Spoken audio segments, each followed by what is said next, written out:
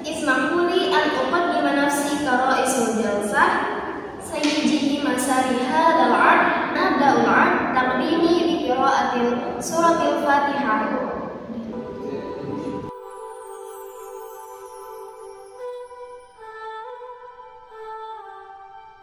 Bismillahirrahmanirrahim.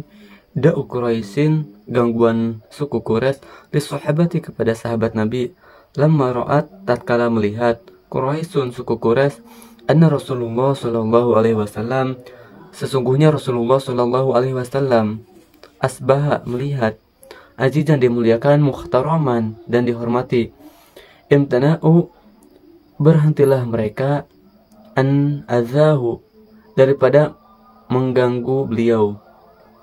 Wa akbalu, berpindahlah mereka, al ashabihi, kepada sahabat-sahabat Nabi, bil idai, dengan mengganggunya, wala siyama, dan terutama al mustad'afina, orang-orang lemah, alladzina, yaitu orang-orang yang lana syura lahum, tidak mempunyai pembela, lahum, kepada mereka. Fa akhadat, maka masuk, kullu qabilatan, tiap-tiap kabilah, tu'adzibu, menuliskan, man aslama, orang yang masuk Islam, minha, dari golongan mereka, bil habsi, dengan penjara, wal dharbi, dan pukulan, wal ju'i, dan lapar, wal atosi, dan haus, hatta sural wahidi, sehingga kejadian seseorang, minhum, di antara mereka, la yastati'u, tidak sanggup, al julusu, duduk, wala yadri, dan tidak tahu, ma yaqulu, apa yang ia katakan, min siddati, beratnya siksaan, min siddatil adabi, dari beratnya siksaan, wa mimman, dan setengah dari orang-orang, udibu, yang mereka siksa, bila'u, ialah Bilal, wa Ammar ibnu Yasir, dan Ammar bin Yasir, wa akhuhu, dan Ammar saudaranya, wa abuhu, dan ayahnya, wa ummuhu, dan ibunya, wa Khabbab ibnul Arad, dan Khabbab bin Arad.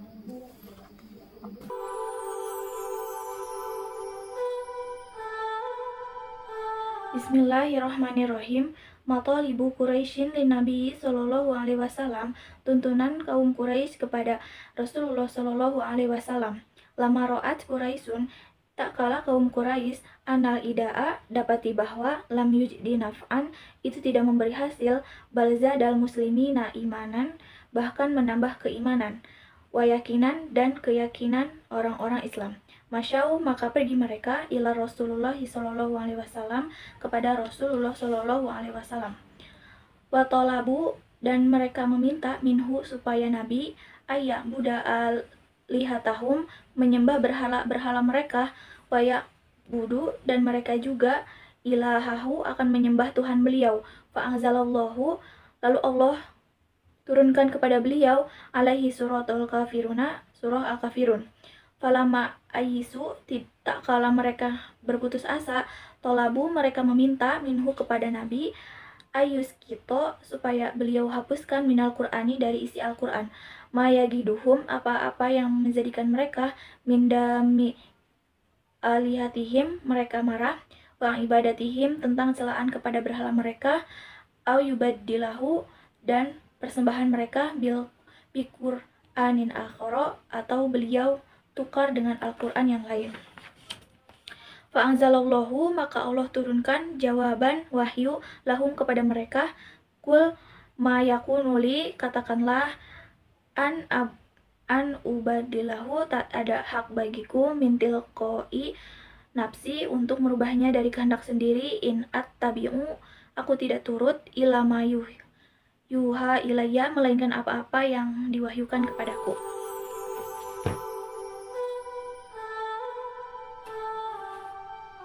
Bismillahirrahmanirrahim. Hijratul Habasyatil Ula, hijrah ke Habsyah yang pertama. Lamma ra'a, tatkala melihat, an-nabiyu nabi, mayalhaku, diganggu, bi ashabihi, para sahabat Nabi, minal adza wa anwa'il azabi, dengan berbagai siksaan dari kaum Quraisy, amaro, lalu memerintah Nabi, hum, kepada mereka, bil hijrati, untuk hijrah, ilal Habasyati ke Habsyah. Fahajaro maka berhijrahlah asyratun min ashabihi 10 orang dari kaum laki-laki wa khamsun niswatin dan 5 orang perempuan. Minhum diantaranya Utsman bin Affan, Utsman bin Affan wa zaujatuhu dan istrinya Ruqayyah bintu Rasulillahi sallallahu alaihi wasallam, Ruqayyah binti Rasulillahi sallallahu alaihi wasallam.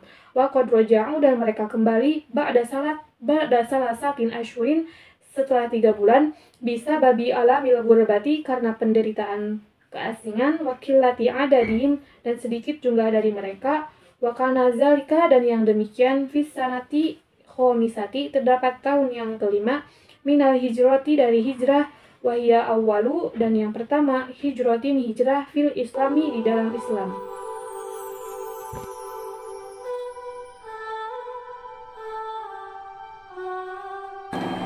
Bismillahirrahmanirrahim. Islamnya Hamzah wa Umar dan Umar. Fi sanatil khamisati pada tahun kelima aslama masuk Islam rajulani 2 orang laki-laki min kibari Quraisyin dari pemuka kaum Quraisy masyhurani keduanya masyhur bil quwwati karena kekuatannya wa syaja'ati dan keberaniannya. Wahuma dan keduanya itu Hamzatu ialah Hamzah amun nabiyyi yaitu paman Nabi sallallahu alaihi wasallam wa Umar bin Khattab dan Umar bin Khattab tsanil khulafa'ir rasyidin yang merupakan khulafa rasyidin yang kedua. Wa kana Umar dan adanya Umar qabla islamihi sebelum masuk Islam min a'zamil mu'aridina ialah orang yang paling menentang lil islami Islam wal muntaqimina dan orang yang suka menyiksa mimman dari orang-orang aslama yang masuk Islam. Fa'azallahu lalu Allah memuliakan al-islama Islam bi islamihima dengan masuknya Islam Hamzah dan Umar. Wa kana muslimuna dan adapun orang-orang muslim fi dzalikal waqti pada waktu itu arba'ina jumlahnya 40 rajulan laki-laki wa ihda asyarata dan 11 imro'atan perempuan.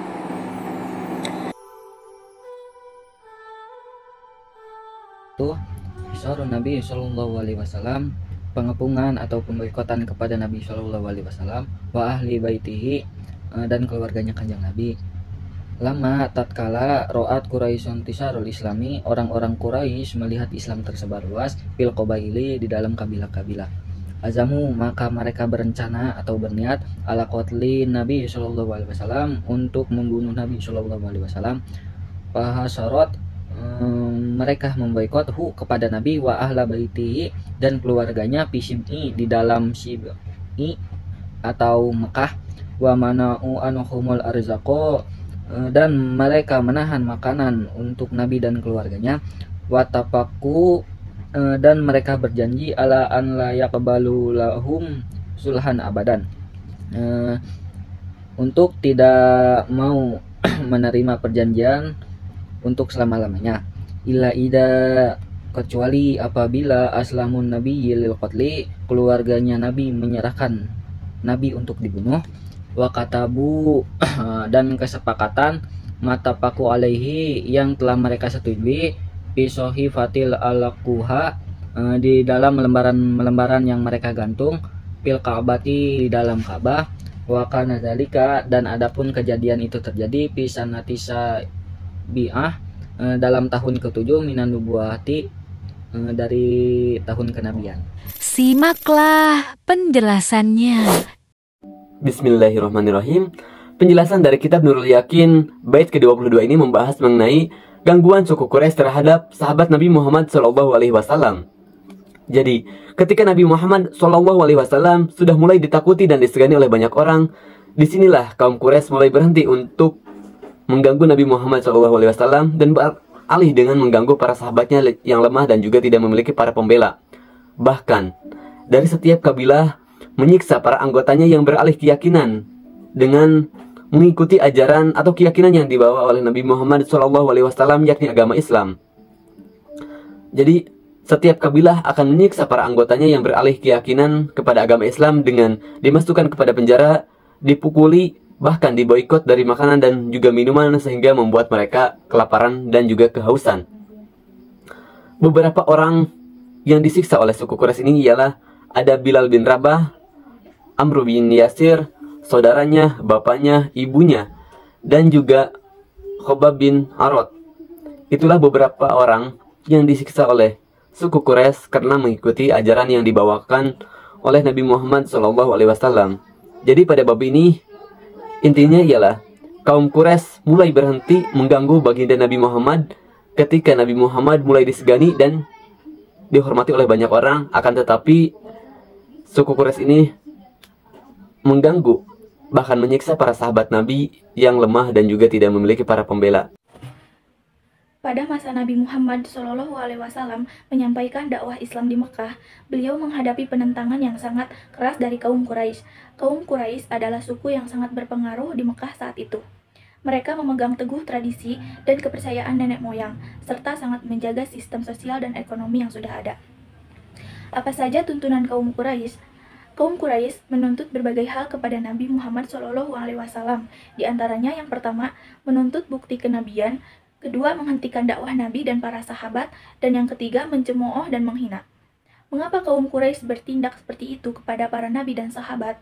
Ada beberapa alasan mengapa kaum Quraisy bersikap seperti itu.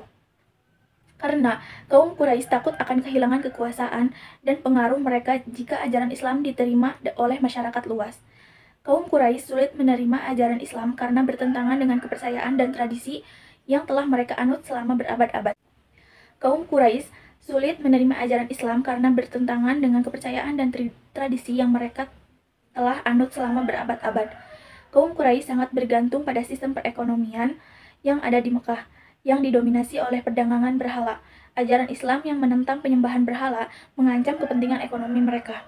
Sikap Nabi Muhammad SAW, meskipun menghadapi berbagai tantangan dan tekanan, Nabi Muhammad SAW tetap teguh dalam menyampaikan dakwahnya.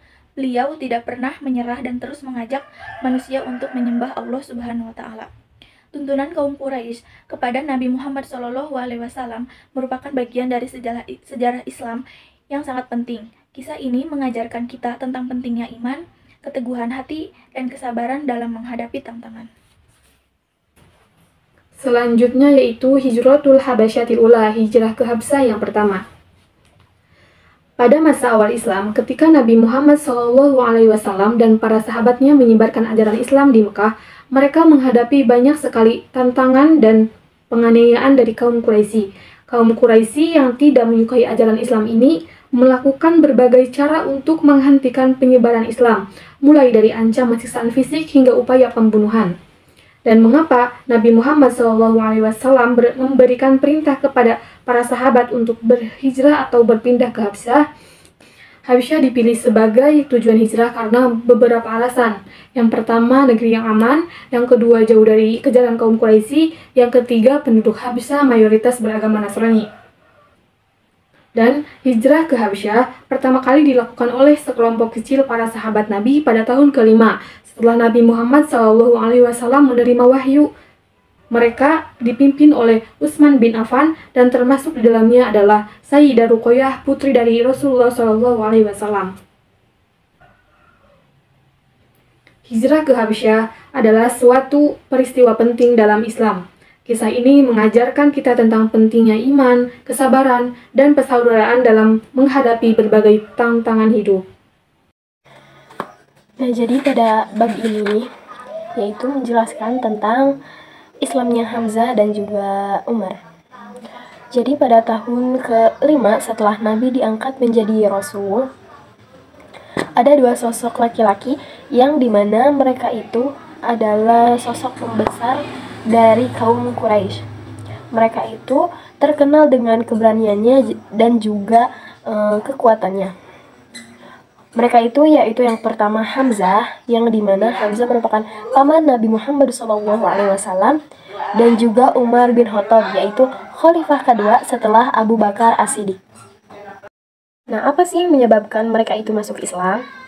Nah, sebab masuknya Islam Hamzah yaitu beliau seringkali melihat perilaku kaum Quraisy kepada Nabi Muhammad SAW yang isinya menyakiti dan juga berbuat tidak baik kepada Nabi Muhammad dan juga para sahabatnya.